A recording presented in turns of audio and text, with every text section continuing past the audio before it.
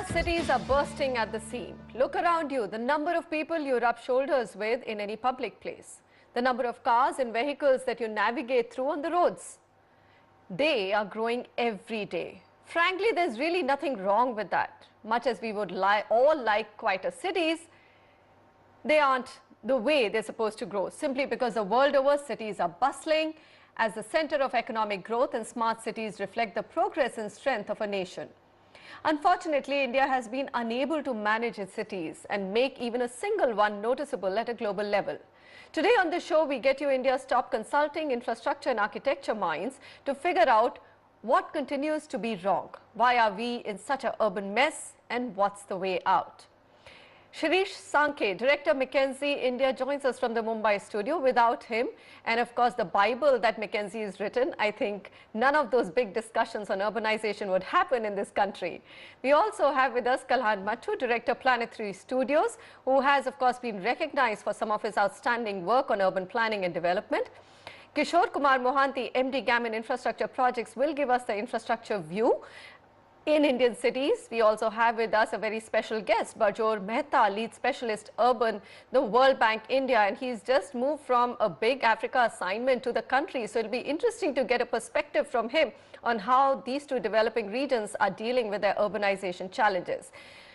We also have Anshul Jain, Chief Executive, India, DTZ, and Dinesh Mehta, Professor Emeritus, Faculty of Planning and Public Policy, CEPT University.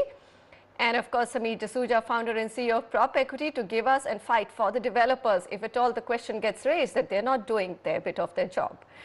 Okay, there are lots of points which need focusing on, but I'm going to just, take a couple of data points which tell you what's really happening. I mean, just the population growth and the highlights of India's unfolding urbanization process will tell you why this matter is so close to our heart, even as we sit in the middle of a real estate show.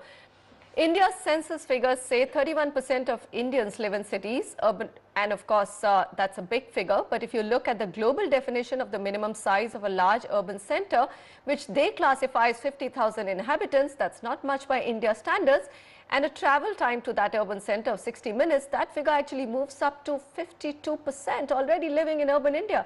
5 of the 20 most densely populated cities globally are in India. That's a huge figure. By 2030, Indian cities will be bigger than many major countries today. And of course, 68 cities out of that will have a population of 1 million plus in the next 20 years, up from 42 today. So the list will become longer and longer. And if you look at the whopping figure needed to make these cities good, great, livable, it's $1.2 trillion of additional capital investment by 2030. This is, of course, a summary that we've culled out from the McKinsey report, the World Bank report, FICCI, and Booz & Co. Okay, I'm going to just touch upon some of those big key figures and data points or points to highlight. And I think the biggest of them is when you go abroad and you look at any city, you see tremendous high-rises, tall structures, but in India, we are just unable to do that. Shirish, we'll come to the FSI point first, because I think if we just go point by point, we'll have a lot more to cull out. You know, we spoke about higher FSI. It's no rocket science to know how Tokyo has done it, how Shanghai has done it, and how many other examples have done it. Yet, we still are crawling and creeping on that agenda. Why? Well, higher FSI you cannot create out of nowhere.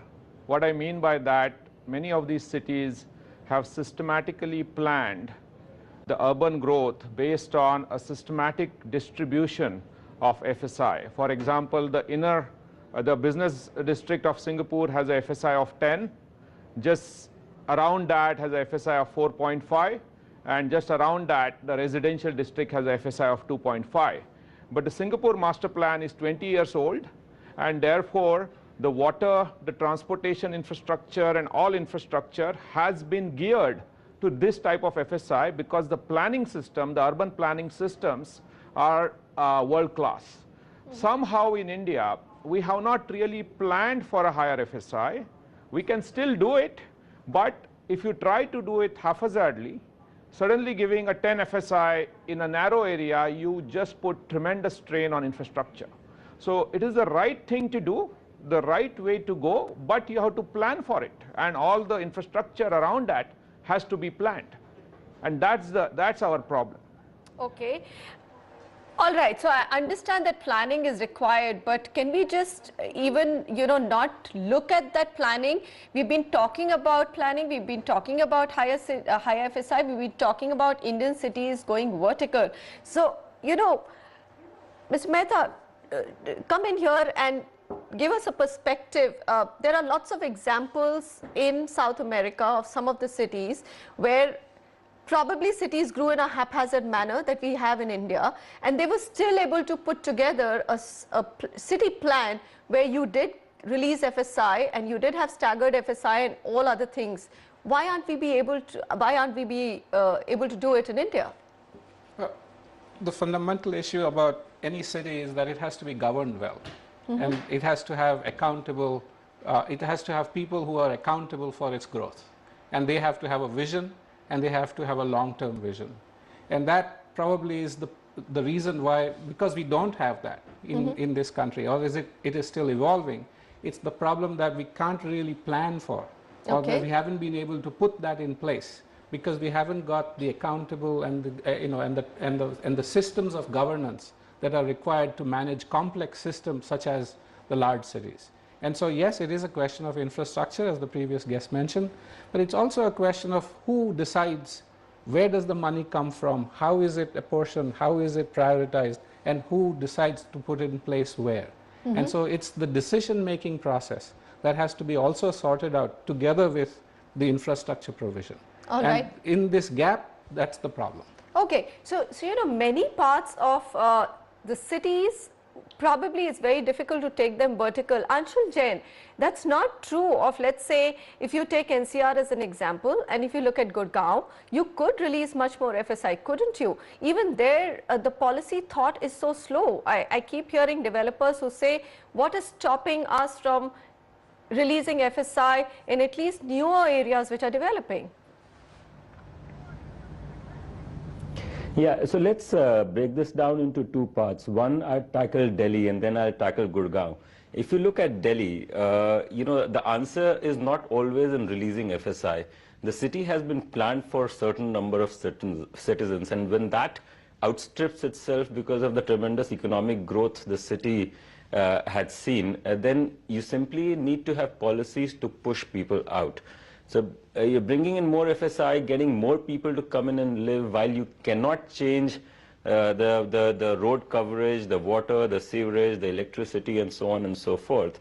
It's just not possible to do that. And what's happening in Delhi at the moment, if you see what happened over the last couple of years, additional floors were allowed, a lot of builder floors came up. So what were single homes 20, 30 years ago is now occupied by 4 people, 4 different flats, so 8 cars, and lot more pressure. And that's what's resulting into where the city is at this point in time. So the answer is very simple. You limit that growth and you push people out. And there are plenty of examples. You've talked about Asia, but if I take you to London or some of the many cities in the West, is where people have been pushed out of the city because because they've limited the dwelling units and they've become so expensive and unaffordable, and therefore you go out. But then the city actually survives for the number of citizens that it's meant to be. Now, if you come to suburb like Gurgaon, I think it's absolute must that again, as the urban planning of these cities go, and we have new master plans being released. So it's Gurgaon 2020, 2025, now 2030. Particularly in those areas, we must plan for higher FSIs, and therefore what you need is much larger concentration of people living in those areas and working around that particular area, and that's possibly the way to go. But one thing is for sure, as you're looking at new master plans that the government release, the urban planning must be for that particular density. Retrospectively, this does not work. My God, if there are 3 voices saying that this does not work retrospectively, I'm just wondering how we're going to, fulfill that agenda of creating a world-class city. Mr. Mehta, do you really think so? I mean, I know before Ajay Markan moved on to a new portfolio, he said we should be taking FSI for India's cities to at least double-digit figure of 10. Shirish Sankhe, and his word is a powerful one in terms of urbanization, says that's going to create chaos. You would agree or disagree? I think on this whole FSI issue, Manisha, I have 2 points. One is that I think we are looking at FSI in a very wrong way. Meaning, if we start the classical way that we define in planning, FSI is floor space and how much of floor space can you build over a piece of land. I think in the Indian context, we need to look at FSI in the context of per capita space per person. Now, in terms of number of people that a plot of land can hold together, I think our cities are already quite dense. Meaning especially the old city, the old Ahmedabad where I live, I think it's one of the highest densities in the country. Look at the old Jaipur, old Delhi. So we had very high density cities in the past. What's happening is that with increasing income, increasing prosperity, larger demand for larger housing space, people are moving into bigger houses, and therefore we are clamoring for higher FSI. A 10-story building in Mumbai occupies the same number of people as a chawl, which is just a 2-story in Mumbai in the same area. And so I think that's one issue. Cities are growing and we need to find the right infrastructure. So I agree with Shirish. Raising FSI to 10 or double digit, whatever, is going to lead to chaos unless we really get our infrastructure in place, unless we get our densities right. And I think the whole notion of per capita open space, per capita built space, and per capita road space, this is something that we need to begin to think about in planning. And unfortunately, this lexicon has not yet entered into the planning in India. And I think we need to do that immediately. Okay, Kalahan, what would be the right FSI for a city like Mumbai? I mean, we had Dinesh Mehta spell out a very interesting fact. The same number of people stay in a chawl which is not high-storied as a 10-storied building. So what would the right FSI be for a city like Mumbai? Because, infrastructure, unfortunately, in this country takes forever to catch up. Manisha, cities cannot be really designed in a predictive sort of way. I think cities are by nature very non-linear, very dynamic, and they evolve over time. So FSI is something that cannot be a number that's fixed on the day one. It has to evolve with time, and most cities worldwide have always looked at FSI in a way that it sort of evolves over time, given the fact that infrastructure gets added to the city, given the fact that development happens. So it's not a fixed number. That's the first point that I want to make. Second point that I want to make is that for Mumbai especially, increasing FSI is really the low-hanging fruit. We really need to go down that way, and I'll explain this. I'll validate it with this point. I think we are mixing up two different concepts here. How much space are we adding to the city versus how much space will be used by the individuals over there? Obviously, when you densify a city, a certain number of individuals you add more because of higher FSI, the strain on infrastructure is more. But worldwide, and there are evidences to this that point to this, worldwide, whenever there is additional FSI available, that has usually gone to sort of increase the habitable space per capita, which the gentleman before me spoke about.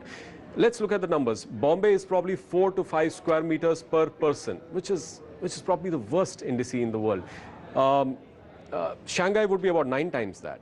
So if you increase FSI, it's not necessary that you would be putting that many multiple number of people into that same space and therefore straining the infrastructure. It might be more likely that the per capita space availability, habitable space, goes from 4 to maybe 6 or whatever. It's a number that we can sort of find out. But so FSI is not necessarily something that we can define right in the beginning. It is something that we would look at continually as we grow, as we evolve. Kishore Kumar Mohanty, I think everybody is saying one common thing, that you need infrastructure. It's not so easy to talk about a double-digit FSI for Indian cities till you get the infrastructure in place. Unfortunately, we've just never been able to get that piece right, isn't it? Let me take the subject from a different angle. The so-called urban planning experts for urbanization, they might be a focus on the vertical increase and the FSIs, the infrastructures, that's fine. But India is a different country. And second thing is, if you see the worldwide, all the urbanization has happened towards the end of 20th century. Today we are in the year of, we are in the 21st century.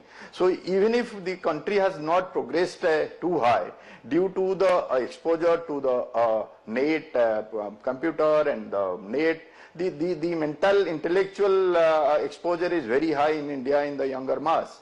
So we need to have a different model and a different solution for India rather than just talking about might be Shanghai, Singapore, Tokyo or other places where the urbanization has happened. The first and foremost is India already was, as you mentioned in the opening remark, 31% of the age are already under urbanization, which is quite high. So the need of the hour is to reduce the gap between the rural area and the urban area so that influx to the urban area reduces. Why people are today coming to the urban area is basically for employment, because the employment opportunities in the rural areas are less. So at a very planning stage, the situation has to be created in a manner that we create more opportunity of employment outside the urban area, so influx to the urban area is much lower. Okay, fair enough. That point taken, but I still have a reaction waiting from Sameer. I mean, Sameer, this FSI thing, I know it shouldn't be a flat number. The idea was never to say, hey, what number should that be? The big question is, do we have room to take our FSI much higher than it currently exists in cities of India? You see, I want to make first a very interesting point that I am noticing across India, and this is definitely related to urbanization in a big way of future urban planning. You know, the pricing of real estate has completely run away. So what is really happening is that even when we talk about shortage of homes, there's a complete mismatch of what is getting created and what is affordable and what is really required. That's why we have slums, what Mr. Mohanty said. You have skyscrapers and you have slums. So even if you increase the FSI, but if you can't bring the real estate pricing down, what is happening typically is rich high net worth individuals are owning many more homes, but those homes are vacant and empty. So they're not putting that much pressure on the land. The interesting point that I'd like to make is that, for example, if you look at the tier 1 cities, the execution that has to happen on the ground over the next 3 to 4 years is 6 times to 7 times more than what has happened in the past. And we've had a very poor performance, 25 to 50,000 units getting added on a year-on-year basis in tier 1 cities. That's not adding too much to the pressure on urbanization as we talk about it. So I think we have a huge problem where we can't really plan for FSI really, because we don't know if we increase the FSI but can't bring the real estate pricing down because there is a developer politician nexus and developers still don't really bring the prices down even with increased FSI. That problem has to be tackled first and not the FSI. You know, talking about slums, I think there is some statistics which is always an eye-opener for everybody. So here's a sample of what's really happening. It's a shameful reality, really. A survey of slums carried out by NSS, and this was 2009, points to 49,000 slums in India, 24% of them along nalas, which is drains, and 12% adjacent to railway lines. I'm sure the number has gone up by today. Over 50% of Mumbaikas, as we all know and we've spoken about several times on the show, live in slums as well. You know, I'm going to come to you, Vishur, that you have a World Bank report which is saying increasing the FSI would help in resolving the menace of people living in slums and overcrowded ghettos. Yet we are saying that, hey, it's a chicken and an egg situation, you need infrastructure, otherwise you don't need to increase FSI. Can we not go, how quickly can we move on FSI without worrying too much about infrastructure? Yeah, I would also sort of like to put a caveat. It's not just about FSI. It's about many things falling in line. And one of them is an agreement. Mumbai is a special case because Mumbai of its geography. But essentially, across the country, you have the growth that is in the intermediate cities. That's where the growth is happening. The big cities are actually not growing as fast as the intermediate cities, the ones in the middle. Okay. And it's those areas for which we need, that's where the future growth is going to come in. Okay. And a lot of us go on many myths. And the myths are that, oh, this whole rural mass is moving to urban areas. That's actually only partly true. Because the majority of the growth that is happening by in place, in situ. People who are there are not going to move out. They're having more children. Their families are getting larger, or families are forming. And now for these, you have to unlock the markets.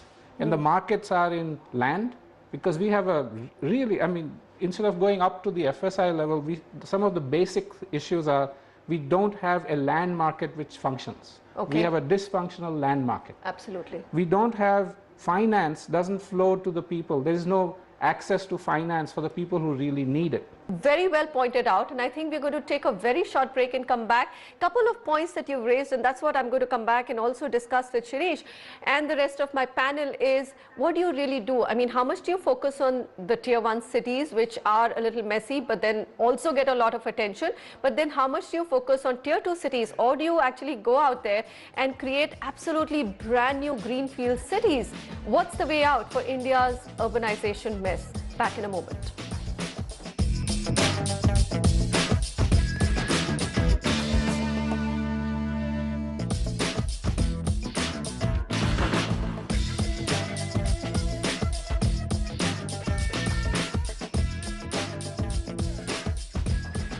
Welcome back. India's urban mess and the way out. Well, let's begin with asking what's keeping Indian cities chaotic. Some figures are a big revelation. India spends $17 per capita on capital investments in urban infrastructure annually. China spends $116. Well, that's a big number difference, Shirish, that we're talking about. But, you know, I think let's just focus a little bit more in terms of what your view is. How do you go forward with the urbanization process? Bajor mentioned this point that, you know, why are we focusing only on the big cities and on FSI? Why are we not looking at tier 2 cities, or probably even another thought, creating brand new greenfield cities? The issue of urbanization has no one solution. It is not about greenfield cities, second-tier cities, or first-tier cities, right? Two basic issues have to be solved. And of course, FSI is just one of the levers. Number one is funding. As you said, that we need to spend 7 to 8 times more than what we are spending. Of course, that money has to come from somewhere. The good news is that with land monetization, plus a bit of taxes, and plus leverage, the money is available in Indian cities. Our calculation says that tier 2, tier 1, as well as the metros can actually pay for 80–90% of the infrastructure. Okay, so money can be available provided the policies are progressive, and of course FSI is one of the levers. The second issue, as Berger pointed out, is governance. I won't go there right now, but that is one of the biggest deficit in Indian cities. We haven't simply got our governance right. But coming back to your question, is it tier 1, is it tier 2, is it greenfield? My answer is all of the above.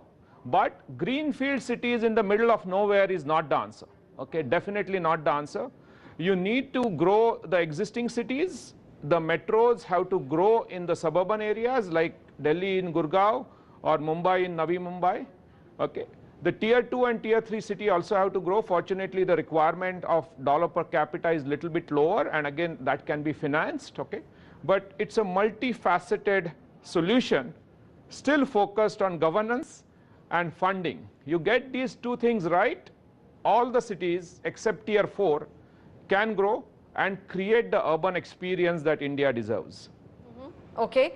Kalhan, you've been very closely involved with creation of new cities and greenfield cities. Come in here and tell us, I mean, sure enough, we would like to do a lot with tier 1 cities, also look at the surrounding cities which are coming up and look at greenfield cities, but at the right place. But what's your view? I mean, what is a sure shot way of probably preparing yourself better to get out of this mess? So there are a whole lot of things that we need to look at. Greenfield cities, obviously, they're exciting for architects. You can start ab initio, but equally exciting are brownfield sites. These are the dirty bits of architecture that you have to deal with. But they're exciting because they speak about continuity and urban renewal time and again. And we are as much involved in those kind of projects. Now, Shirish mentioned governance. He mentioned the fact that we need to get that right. I think it goes back fundamentally to the kind of thinking that we have when it comes to cities. I think it's fundamentally regressive. We want to keep people out. We want to keep most rural people in rural areas. We want to have the city dwellers sort of cocooned in cities which are insulated from the outside. And most of our laws, most of our legislation have been written over the past years to that end. And I think that mindset has to change. We have to embrace progress, we have to embrace population densities, we have to embrace increasing population densities, and we have to do away with antiquated laws that don't work at all. I'm amazed that a law like CRZ applies in its entirety to a city like Mumbai. For instance, a law like this applied to Manhattan or Hong Kong or Singapore would empty that place. There would be nothing left there, or you would not be able to build. So, you know, to regenerate cities, to create cities, we need to open up new land. Financing he spoke about, political will, governance, everything is crumbling all around. Just in Mumbai, if you look around, it's terrible. It's a terrible mess. From an architectural perspective, from a design perspective, I'm most interested in the message that a city conveys through its civic infrastructure. The message that Bombay conveys is of a dying city. Very strong statement and very, very true statement from Kalhan. What does your city convey? I mean, and is there any city that you can take as an example and say that you would not be disappointed, or at least that could be, if not a full plan, but some roadmap ahead to follow in India? Well, Ahmedabad, I think, is becoming the model city for India. It is trying to show what cities can actually do in terms of providing civic services, in terms of expanding cities. It's one of the cities, and if you start looking at the pricing, I mean, prices of housing is much lower than many other metropolitan cities in the country. I think Ahmedabad, to some extent Hyderabad, Jaipur even has higher per square feet price than Ahmedabad. There are 2-3 issues here. One is that, I mean, everyone talks about that we need funds and we need large amount of $1 trillion worth of. Now, not many cities in India have the capacity to spend that money. You look at the JNNURM, 50,000 crores of investment in JNNURM. Even today, large number of projects are languishing 5 years later. That capacity with city governments, with our private sector infrastructure partners, is certainly not there to do these things on. Secondly, our focus has always been on providing infrastructure or creating infrastructure. We're not looking at services. I mean, currently we are working on water and sanitation, and we see that almost 30,000 crores were spent on water and sanitation in the country. And you start looking at numbers that came out of census 2011. Large number of people in India defecate in the open. Large number of urban population is still not covered. So it's all right to say that we need 20,000 crores for water sector, but is there a water at the end of the pipe? I mean, I think we need to look at services, not just creating infrastructure. Shirish, would you agree? That's at least one of the good models to follow for India's urbanization? Yeah, Ahmedabad has shown a few best practices, but even Ahmedabad is really not enough to, if you want to compare to world's best. Of course, something is better than nothing. So I like what's happening in Ahmedabad, but if you really need to take our cities to the next level, at least in my mind, if you spend a lot less than $200 per capita per year, I think 10 years down the road, you are going to have a traffic density of 600 cars per lane kilometer and a sewerage that is untreated. You know, so that is the law of infrastructure. You have to do the spending, of course, with right type of planning, like Ahmedabad has shown. Fair enough. So let's come down to this, basics that go missing in our urban life in terms of, there's not a single city in India, and that's a very, very astonishing fact, which has uninterrupted water supply. But Joe Mehta, why is that? I mean, why is the system crumbling so much? Is it multiplicity of governance? And of course, there's been a whole study which has shown how between electricity, roads, water, sanitation, the number of government bodies and people responsible for it could cross 100. In a city like Bengaluru, the study has been done. Sure. As you said, in the introduction, I moved here from the Africa region. And there in the country of Uganda, which is a really, compared to India, minuscule country, in Kampala, people take 24/7 water for granted. And when I moved here back to India, it is sort of very surprising that when you talk about 24/7 water, it's sold as an innovation, and it's sold as something great. Oh yeah. I mean, this is a basic requirement. I mean, why are we even questioning the fact that can we or should we not? This is like, you know, the days when we were discussing about the big debate in this country about black and white TV against color TV at the Asiads, you know, the first ones. And I mean, you know, what is the problem? The problem isn't the fact that there is not enough water.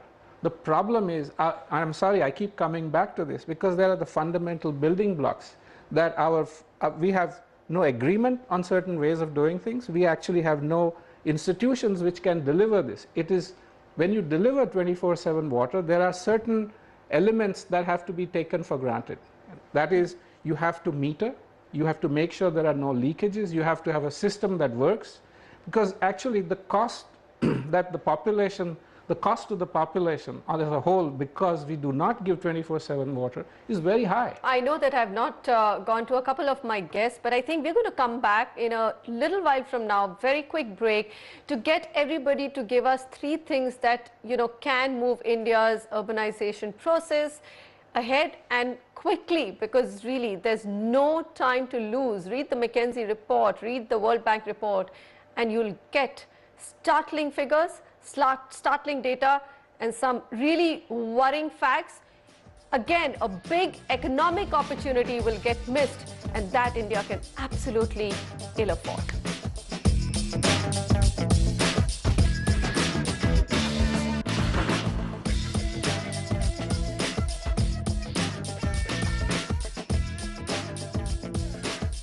From what I'm hearing from my panel, it is possible to create world-class cities in India. It is possible to actually get required funding for that job to happen, yet it's not happening. Well, we've talked about multiplicity of government bodies, we've talked about policy deficiency, we've talked about land being an asset which is not freely available, all of those things.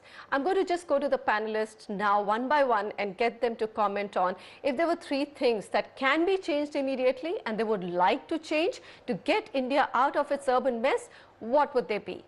Anshul Jain, first to you. Redistribute population, Manisha. So I would reduce the FSI in cities. That's number 1. Number 2, I'll help the developer community to start creating more greenfield cities which are associated to large metro cities where the displaced population can ultimately go, and then have large central business districts which is again dispersed across the geography but well connected through infrastructure which is road and rail. You're saying decongest the cities. That's the message that I'm hearing. Mr. Mohanty, what would your top wish list be? First thing is you decentralize the employment creation so that demand supply is handled. Point number 2 is we need to handle the land price and the land bills and the land banks so that basic infrastructure can be created, so that the basic facility is there, people will not just influx into the metro areas. And third thing, of course, once you do these first 2 things, there will be affordability, and you will be able to create island cities where decongestion can happen on the existing metro cities, and you will be able to handle the situation much better. Kalhan, what's on your list? Yeah, so my list of 3 would be, first would be governance, local self-governance, and accountability for those who actually govern the city. So Aam Aadmi this time, Aam Aadmi Party were your contributor, local self-governance, Kalhan. And also accountability. I mean, most big cities do need mayors that you can hold accountable, and we don't have that currently. So that's one thing, top of the list. Second thing that I'm looking at is the regressive legislations that we have had over time. Actually relooking at most of the laws that govern us and what we need to change there. And a lot can be done. That's linked to a lot of issues that we are talking about here. The third thing, which would be on everybody's wish list, is that we have to find the means to invest heavily in infrastructure and actually embrace growth. I mean, cities are cities are the hub of economic growth. I want to say something quite radical. I would say that make land a central subject and not a state subject. Good Lord. Because Okay. that will change a lot of things, because every state there are X number of politicians and X number of town planning departments trying to run that and create different kind of cities. So I think that would be probably one of them. The second thing The could whole be democratic structure will break down in this country, which is going more and more federal on that suggestion. But if you look at it, we have probably 10,000 politicians, and the best cash flow mechanism for politicians is land. Yes. You know, so if you Holding on to remove land. that and just make it a central subject, at least only a few hands will control it. So that's one suggestion that I'd like to make, and award it probably an infrastructure status so that people start focusing on it. The second thing that I'll say is that I think the new town planning or the cities are getting extended with new areas coming under urbanization, I would say. I think get the best town planners in the world to plan those cities out properly, or extended areas of tier 1 cities out properly, so that we don't make the same mistakes, and make investment there so the building blocks are right. I think that's very important. Okay. And not be an afterthought. Professor Mehta, not an afterthought, but here, I mean, interestingly, decongest cities or densify them with the right infrastructure. Which one would you pick?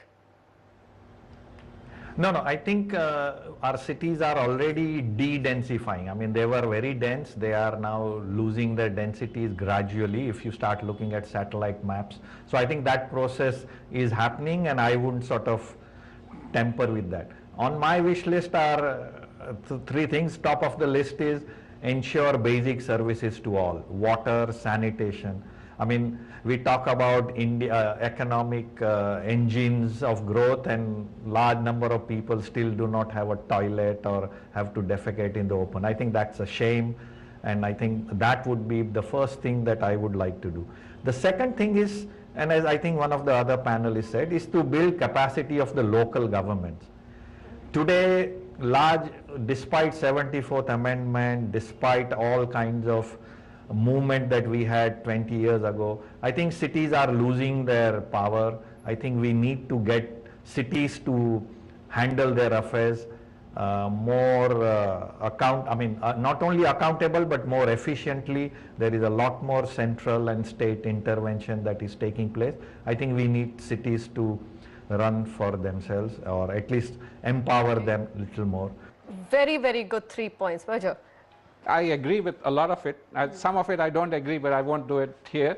Okay. But basically, I think the thing that hasn't been really said here is the fact that you have to remove the ambivalence for urban areas in the policy dialogue. We still So, have mayor for the city? an elected mayor for a city. The governance there should be an owner. A city should have an owner. Somebody should own the city. I don't mean it in ownership sense, but in terms of its accountability. Therefore, that person would lose his or her job if he or she didn't perform. So that's one very big thing in policy. The second big area is, I think we should stop this big fight that happens at the overall level across India, is that there is rural versus India. I think that it is not an or. It's not urban or rural. It's urban and rural, or rural and urban. And if we agree on this at a policy level, we will be able to move forward.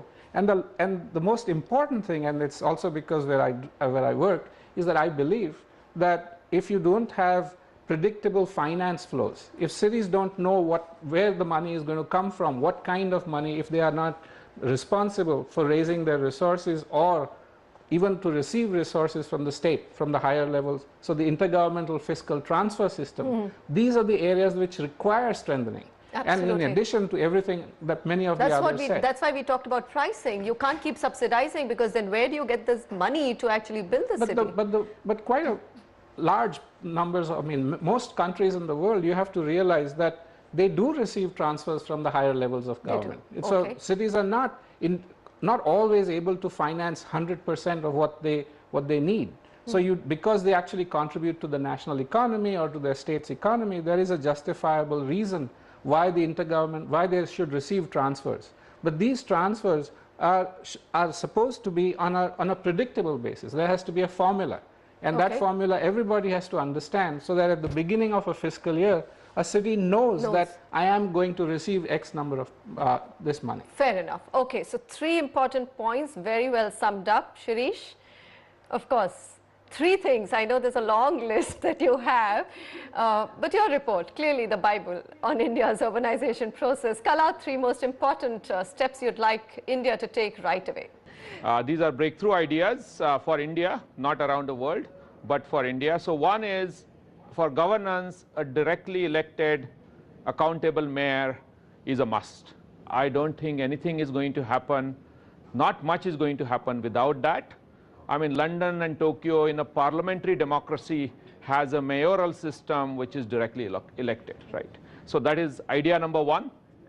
Idea number 2 is related to funding. This has already been mooted by the Finance Commission, which is 20% of the GST has to go directly to the cities, which is the predictable finance flows that Berger talked about. That plus land monetization will solve the problems of 70 or 80 of the top cities for sure. The other cities you may have to give some dole outs, that's perfectly fine. So predictable funding flows, but 20% of the GSTs. In that case, the municipal commissioners and the city mayors will start fighting for investment because they get the taxation benefit rather than pushing out the investment, which is what currently happens. So that's idea number 2.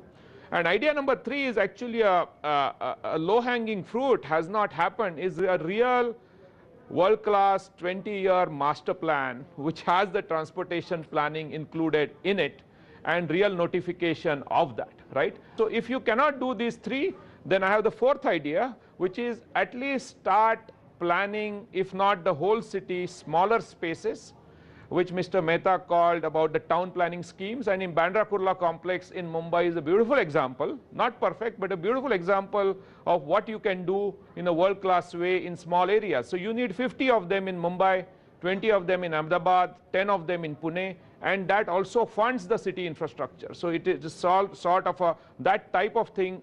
Planned spaces for livability is the idea that we can do under the current governance mechanism, and is very powerful for India for the next 10 years. I'm so glad you mentioned the 4th one, because I was almost wondering whether we're going to end this debate yet again on this big note and not have anything conceivable going forward. Shirish Sankhe, thank you very much for joining in today. Kalhan Mattu, Kishore Kumar Mohanty, pleasure, gentlemen. And of course, Professor Mehta, thanks very much for taking out the time and joining us from Ahmedabad. My Delhi guests, Bajor Mehta, Anshul Jain, Samir, of course, with another disruptive idea that let's just make land not a state subject, but a center subject. On that note, I'm going to wrap up. We've spoken a lot. Always an extremely interesting discussion, because great ideas out there can be implemented. We just need the will. Thanks very much for joining me today.